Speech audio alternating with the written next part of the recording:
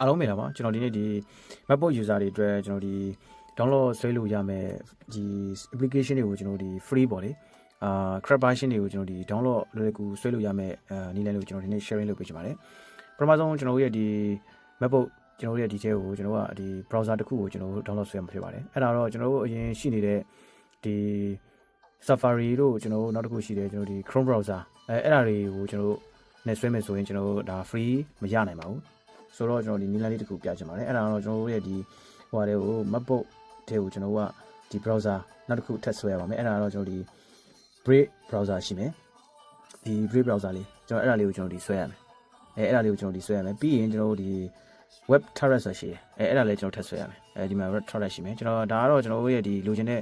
software တွေကိုကျွန်တော်ဒီမှာလာပြီးတော့ down မယ်နောက်တော့ခုနကကျွန်တော်တဲ့ဒီ Brave browser Brave browser ထဲမှာကျွန်တော်ဆွဲချင်တဲ့ software ကိုကျွန်တော်ကရိုက်ရှာလိုက်မယ်ရိုက်ရှာပြီးရင်ကျွန်တော်ကဒီခုနက web turret ထဲမှာကျွန်တော်က file site အကြီးတွေကိုကျွန်တော်တို့ download သွားလုပ်မယ်ဒါဆိုရင်ကျွန်တော်ဒီမှာ download လုပ်ထားဗျအဲ့လိုမျိုးလေးလုပ်ရမှာဆိုတော့ပထမဆုံးအနေနဲ့ကျွန်တော်ကဒီ Safari မှာပဲဖြစ်ဖြစ်ကျွန်တော်ဒီ Chrome ဒီ Google Chrome မှာဖြစ်ပေါ့လေအဲ့ဒီမှာကျွန်တော်ကဒီ Brave browser ဆိုပြီးကျွန်တော်ရိုက်ရှာလိုက်မယ်အဲ့ဒါကိုကျွန်တော်ရိုက်ရှာလိုက်မယ် Okay ဒါဆိုရင်ကျွန်တော်ဒီ Safari မှာကျွန်တော် Brave browser ဆိုပြီးကျွန်တော်ရိုက်ရှာလိုက်တယ်ရိုက်ရှာလိုက်လို့ရှိရင်ကျွန်တော်ဒီလိုလေးကြာလာမှာဗျာဒီလိုလေးကြာလာမယ်ဒီမှာကျွန်တော်တို့ဒီမှာအပေါ်မှာရှိတယ် Gap Brave ဆိုတဲ့ဟာလေးကိုကျွန်တော်နှိပ်ပြီးတော့ download ဆွဲလဲရတယ်ကျွန်တော်ဒီနားမှာရှိတဲ့အနီလေးကိုဆွဲလဲရတယ်ကျွန်တော်ဆိုရင်ဒီမှာဆွဲလိုက်မယ်ဗျာဆွဲလိုက်မယ် Okay နောက်တစ်ခုထပ်ပြီးတော့ကျွန်တော်တို့ဒါ web turret ကိုကျွန်တော်ထပ်ပြီးတော့ထပ်ဆွဲလိုက်မယ် Okay ဒါဆိုရင်ကျွန်တော်ဒီ Google Chrome မှာကျွန်တော်ဒီမှာ web turret net.io ဆိုပြီးတော့ကျွန်တော်ရိုက်ရှာလိုက်တယ်ဗျာဒါကတော့ကျွန်တော်တို့ရဲ့ဒီဆွဲမဲ့ဒီကိုလိုချင်တဲ့ software တွေကိုကျွန်တော်ဒီဆွဲဖို့ရန်အတွက်ဒါထပ်ပြီးတော့ဒီ web turret ပေါ့လေဒီမှာဆိုလို့ရှိရင်ကျွန်တော်ဒီမှာ web turret net.io ဆိုပြီးတော့ကျွန်တော်ဒီမှာရိုက်ရှာလိုက်တယ်ဒါဆိုတော့ကျွန်တော်ဒီမှာ Google Chrome မှာထပ်ပြီးတော့ခုနကကျွန်တော်ဒီ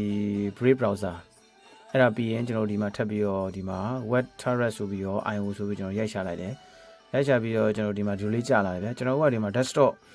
ဒီမှာ web turret desktop ကိုကျွန်တော်ထပ်နှိပ်လိုက်မယ် Okay ဒါဆိုရင်ကျွန်တော်ကဒီမှာ MacBook ဆိုရင် MacBook အတွက်ဒီမှာဆိုရင် Windows ဆို Windows အတွက်ဆိုပြီးကျွန်တော်ကဒီမှာMacBook ဆိုတော့ MacBook အတွက်ကိုကျွန်တော်နှိပ်လိုက်မယ် Okay ဒါဆိုရင်လည်းဒီမှာ download သွားနေဗျာအဲဆိုကျွန်တော်တို့ဒါဒီ download နှစ်ခုလိုတယ်ပေါ့ဗျာအဲ့ဒါပါလဲဆိုရှင်ကျွန်တော်တို့ဒီ Brave browser ရဲ့ကိုရီးယား Brave browser ရဲ့ဒါကတော့ဒီ web turret ဆိုတဲ့ software လေးရဲ့ကျွန်တော်တို့နှစ်ခုလုံးကျွန်တော်ဒီ download လုပ်ပြီးသွားဆိုရှင်ကျွန်တော်ဒီမှာ Finder ကိုကျွန်တော်တွားလိုက်မယ် Okay Finder မှာဒီမှာ download ကျွန်တော်ဆွဲပြီးသွားပြီဒီမှာကျွန်တော်ပထမဆုံးဒီမှာ Brave browser ကိုကျွန်တော်တစ်ချက် right click ပေးလိုက်မယ် Okay ဒီလိုလေးကြာလာလို့ရှင်ကျွန်တော်ကဒီဟာကိုဒီထဲကိုဒီလိုလေးထည့်လိုက်ရပြီဗျာဒါဆိုရင် download ဆွဲသွားပြီကျွန်တော်ကတော့ဆွဲပြီးသားမလုပ်တော့ဘူးဒါက Brave browser နောက်တစ်ခုကျွန်တော်တို့ဒီမှာခုနကထပ်ဆွဲထားတဲ့ဒီမှာ web turret ဆိုတာရှိတယ်အဲ့ဒါလည်းကျွန်တော် direct click နှစ်ချက်ပေးလိုက်မယ် Okay ဒါလည်းပဲဒီလိုလေးကြာလာတယ်ပြီးရင်ကျွန်တော်ကဒီဟာလေးကိုဒီလိုလေးဆွဲပြီးတော့ click ဆွဲပြီးတော့ဒီထဲကိုထည့်လိုက်မယ် application တွေဒါဆိုရင်ကျွန်တော်ဒါ download ဖြစ်သွားပြီဆိုတော့အဲ့ဒါတွေပြီးသွားပြီဆိုရင်ကျွန်တော်တို့လိုချင်တဲ့ software တွေကိုကျွန်တော်တို့တွားပြီးတော့ download ရပါပြီဆိုတော့ကျွန်တော်Brave browser လေးကိုကျွန်တော်ဝင်လိုက်မယ် Okay ဒါဆိုရင်ကျွန်တော်တို့ဒီမှာ MacBook တွေမှာကျွန်တော်တို့ဒီ Adobe နဲ့ပတ်သက်ပြီးတော့ကျွန်တော်တို့ဒီမှာcrack ပေါ့လေ free version ကျွန်တော်ဒီ download လုပ်လို့မရတဲ့ပြဿနာဆိုတော့ကျွန်တော်တို့အဲ့ဒါကိုကျွန်တော် Adobe နဲ့ပတ်သက်တဲ့ဟာကိုဒီမှာကျွန်တော်ရိုက်ရှာလိုက်မယ် Brave browser မှာကျွန်တော်ကဒီကိုလိုချင်တဲ့ software တွေဆွဲမှာဆိုတော့ကျွန်တော်တို့ဒီဘယ်လိုရမလဲဆိုရင်turret mat ဆိုပြီးတော့ net.com ဆိုပြီးရိုက်ရှာလိုက်မယ်ဒီမှာကျွန်တော်ရိုက်ရှာလိုက်မယ် turret mat ဆိုပြီးတော့ .net ဆိုပြီးကျွန်တော်ရိုက်ထားတယ်အဲ့ဒါကိုကျွန်တော်ဒီမှာအနာခောက်လိုက်မယ် Okay ဒါဆိုရင်ကျွန်တော်ရဲ့ဒီကိုဆွဲကျင်တဲ့ software နဲ့ပတ်သက်ပြီးတော့ကျွန်တော်ရှာလိုက်မယ်ဗျာကျွန်တော်တို့ဒီမှာ Adobe ဆို Adobe ကိုကျွန်တော်ဒီမှာတည်တက်နှိပ်လိုက်မယ်ဒီလိုလေးပေါ်လာလို့ရှိရင်ကျွန်တော်ဒီမှာ Adobe ဆို Adobe တည်တက်နှိပ်လိုက်မယ် Okay ဒါဆိုရင်ကျွန်တော်ဒီမှာ version alike ပေါ့ဗျာဒီမှာအကုန်ရှိတယ်ကျွန်တော်ဒီမှာ Adobe Photoshop 2026ရှိမယ်နောက်တော့ဒီမှာ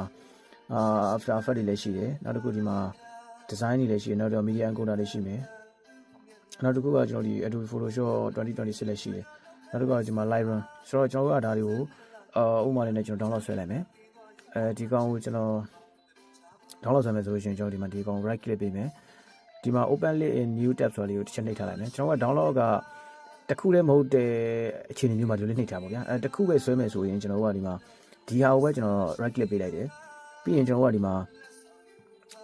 download ဆိုပြီးတော့ဒီမှာ turret ရှိမယ်နောက်တော့ဒီမှာ download link ရှိမယ် download now ရှိမယ်ကျွန်တော်ကအောက်ကနှစ်ခုကိုကျွန်တော်မနှိပ်တော့ အပေါ်ကဒီမှာ download ထားရက်ကိုကျွန်တော်နှိပ်လိုက်မယ်အဲ့ဆိုရင်ကျွန်တော်ဒီမှာ delete ဖြစ်သွားမယ် okay ဒီလိုတွားလို့ရှိရင်ဒီမှာ download ထားရက် file ကျွန်တော်ဒီ file ကိုခဏ download လုပ်လိုက်မယ် save လုပ်လိုက်မယ် okay ဒီလိုပြောလိုက်လို့ရှိရင်ကျွန်တော်ဒီမှာ right click ပေးလိုက်မယ်ခုနကကျွန်တော်ပြောတဲ့ဒီweb turret ဆိုတဲ့အပေါ်မှာသူက download သွားလုပ်နေဗျဒီမှာဒါဆိုရင်ကျွန်တော် download လုပ်ထားရရတယ်ဆိုတော့အဲ့ဒီမှာ download လုပ်နေတယ်ပြည့်သေးရင်ကျွန်တော်တို့ကဒီမှာဒီ file ကိုကျွန်တော်တို့ဒီ MacBook ပေါ်မှာပါဗျာကျွန်တော်တို့ဒီ install လုပ်မယ်ဆိုရင်ကျွန်တော်ဒီ Finder ကိုသွားလိုက်မယ် Finder သွားမယ် download သွားမယ်ပြီးရင်ကျွန်တော်ကခုနက Adobe Photoshop 2026ကိုကျွန်တော် download လုပ်ခဲ့နော်အဲ့ဒါဆိုရင်ကျွန်တော်ကဒီမှာကျွန်တော်တို့ download လုပ်ပြီးသွားပြီဆိုတော့ကျွန်တော်အဲ့ဒါကိုကျွန်တော်တစ်ချက်နှိပ်လိုက်မယ် okay ဒီလိုကြာလာတယ်ဗျာပထမဆုံးကျွန်တော်တို့ကဒီမှာ extra ကိုကျွန်တော်သွားမယ် extra ကို right click ပေးမယ်ပြီးရင်ကျွန်တော်ဘယ်ကနေစမလဲဆိုရင်ဒီ full creative cloud ကိုကျွန်တော်သွားမယ်ပြီးရင်ကျွန်တော်ဒီမှာ read me ဆိုတာရှိတယ်အဲ့ဒါကိုကျွန်တော်တစ်ချက်ဖတ်မယ်ဖတ်ပြီးရင်ကျွန်တော်ဒီမှာဒီဟာလေးကိုကျွန်တော်နှိပ်မယ်ဒီမှာသူ click ပေးထားတဲ့ဟာလေးကိုတစ်ချက်နှိပ်မယ်အဲ့ဒီမှာကျွန်တော်ဒီ download လုပ်ရမယ့်အရာကို download လုပ်မယ်ပြီးရင်ကျွန်တော်ကdownload ပြီးရင်နောက်တစ်ဆင့်ထပ်သွားမယ်နောက်တစ်ဆင့်ထပ်သွားမယ်ဆိုတော့ကျွန်တော်ဒီကောင်ကိုဖြတ်လိုက်မယ်full creative ပေါ့ဗျာ full creative မှာကျွန်တော်ကအဲ့ဒါပြီးသွားပြီเนาะအဲ့ဒါပြီးရင်ကျွန်တော်ရှင်းသွားမယ်ဗျာပြီးရင်ကျွန်တော်က minimal creative cloud ကိုကျွန်တော်တစ်ချက်သွားမယ်ပြီးရင်ကျွန်တော်ဒီမှာရေးထားတယ်ဗျာ ARM idea ရဲ့နောက်တော့ဒီမှာ Adobe ဒီမှာ runtime ဆိုတဲ့ဒီဘက်ကညာဘက်ကကျွန်တော်ဒီ MacBook တွေမှာအရင်တော့ idea CPU ဟိုနဲ့ run ထားတဲ့ဟာတွေဆိုရင် Mac M1 M2 ကနေစပြီးဒီလိုသုံးတဲ့ MacBook တွေဆိုရင်ကျွန်တော်ဒီဘက်ကအရာနဲ့ကျွန်တော်ဒီ install လုပ်မယ် M1 M2 မဟုတ်ဘဲနဲ့ idea နဲ့ run ထားတဲ့ဒီ MacBook တွေဆိုရင်ကျွန်တော်ဒီညာဘက်ကနဲ့ကျွန်တော်ဒီ install လုပ်မယ်ပထမဆုံးကျွန်တော် install လုပ်မယ်ဒီတွေ့တဲ့ဒီမှာ CCHP PKG ကိုကျွန်တော်ဒီမှာ install လုပ်လိုက်မယ်ဒီလိုနှိပ်လိုက်မယ်ပြီးရင်ကျွန်တော်ဒီမှာ continue သွားမယ်အဲ့ဒီမှာကျွန်တော်ကဒီဘယ်လိုပြောမလဲ error တစ်ခုပြနေတယ်ဆိုရင်ကျွန်တော်ဘယ်သွားမလဲဆိုရင်ကျွန်တော်ဒီ setting ကိုသွားပြီးရင်ကျွန်တော်ဒီမှာ privacy and security ရှိတယ် privacy and security ကိုနှိပ်မယ်ပြီးရင်ကျွန်တော်ဒီအောက်ကိုဆွဲချလို့ရှိရင်ကျွန်တော်ဒီမှာ security ရဲ့အောက်မှာခုနက error ပြနေလို့ရှိရင်အောက်မှာဒီနားလေးမှာပေါ်တယ်သူကကို download လုပ်လိုက်တဲ့ software နာမည်နဲ့ဒီနားလေးမှာသူက open anyway ဆိုတာလေးပေါ်လာအဲ့ဒါလေးကိုကျွန်တော် open anyway ကိုတစ်ချက်နှိပ်မယ်ပြီးရင်ကျွန်တော်အဲ့ open anyway ကဒီမှာတစ်ချက်ထပ်ပေါ်ရင်ထပ်နှိပ်မယ်ပြီးရင်ကျွန်တော်ဒီမှာ continue install လုပ်လိုက်ပြီးသွားတယ်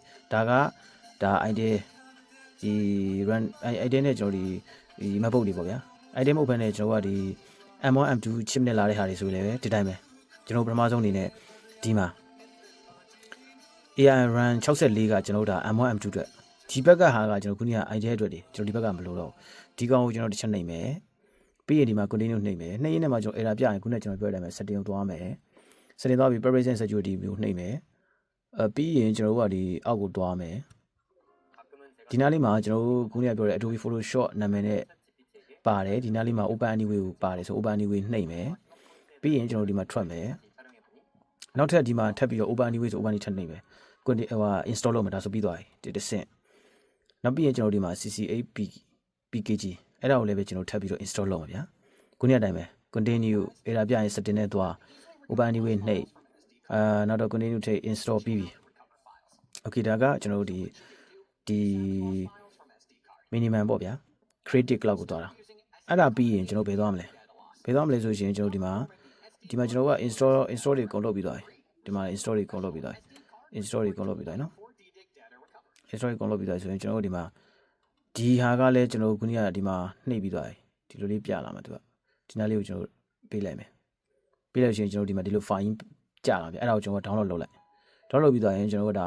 ပြီးသွားပြီဗျာဒါဆိုရင်ဒါ MacBook မှာကျွန်တော်ဒီကိုလိုချင်တဲ့ software ကို crap ပေါ့လေ full version နဲ့ကျွန်တော်ရတယ်ခုနပြောလို့ကျွန်တော်ဒီ error တွေတက်နေတယ်ဆိုရင်ကျွန်တော်က setting နဲ့သွားပြီးတော့ open anyway နှိပ်နေပြီးတော့ကျွန်တော်ဒီသုံးလို့ရတယ်ဒါဆိုရင်ဒါကတော့ကျွန်တော်ဒီနေ့ဒီ MacBook တွေမှာကျွန်တော်ဒီ download ဆွဲပြီးတော့ software တွေဒီ Adobe software မှာပေါ့ဗျာကျန်တဲ့ software တွေလည်းကျွန်တော်ဒီနေ့အတိုင်းပဲကျွန်တော်ကဒါ install လုပ်ပြီးဒီ download လုပ်ပြီး install လုပ်သွားလို့ရတယ်ဒါကတော့ MacBook user တွေအတွက်ပေါ့လေ